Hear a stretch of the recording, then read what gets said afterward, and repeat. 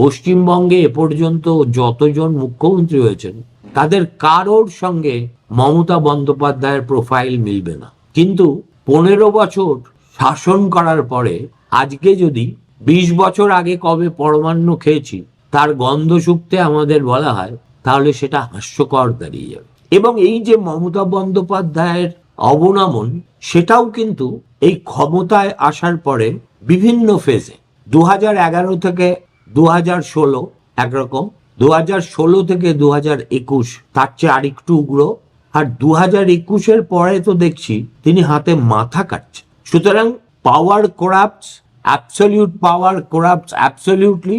রাষ্ট্রনীতির এই যে সংজ্ঞা, সেটাকে যদি তার শাসনকাল দিয়ে কেউ প্রমাণ করে থাকেন, তার নাম মমতা বন্দ্যোপাধ্যায়, একমাত্র মমতা বন্দ্যোপাধ্যায়। এবং এই যে আজকে পশ্চিমবঙ্গের মতো রাজ্যে, যেখানে মার্ক্সবাদ, লেনিনবাদ, গান্ধীর মতবাদ, সুভাষচন্দ্র, লেফট লিবারালিজম এটাই ছিল আমাদের রাজনৈতিক সংস্কৃতির অঙ্গ, সেখানে গোটা রাজনীতি আবর্তিত হচ্ছে ধর্মের নামে।